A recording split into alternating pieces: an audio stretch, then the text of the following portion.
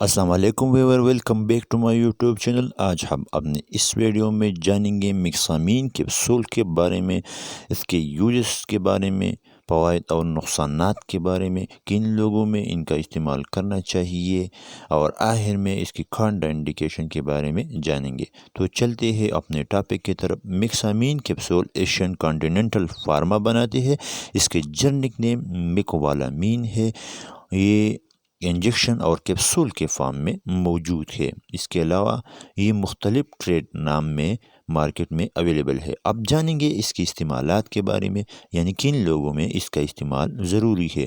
وہ لوگ جو ڈیابیٹک نیوروپیتھی، پیریفرل نیوروپیتھی، لو بیک پین، کرونک نیک پین میں مبتلا ہو۔ اس کے علاوہ یہ B12 کی کمی کی شکار لوگوں کے لیے تجویز کیا جاتا ہے۔ اس وٹامن کا مقصد دماغ اور اعصاب کے مناسب کام کے ساتھ ساتھ خون کی سرخ خلیات کی پیداوار میں مدد کرتا ہے۔ اب جانیں گے اس کے یوزز کے بارے میں، یعنی ڈوز کا طریقہ کار کیا ہے۔ ایک کیپسول TDS دن میں 3 مرتبہ یا 2 مرتبہ کھانے کے بعد استعمال کرے یا ڈاکٹر کی ہدایت پر عمل کرے۔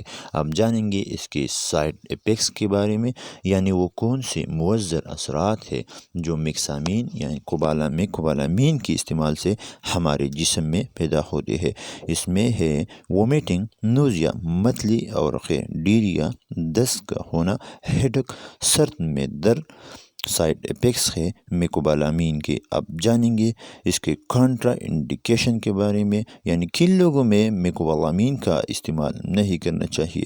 وہ لوگ جو اس پروڈکٹ سے الرجک ہو، ان لوگوں میں اس کا استعمال ایوائڈ کرے۔ تو یہ تھے میکوبالامین کے بارے میں مختصر انفارمیشن۔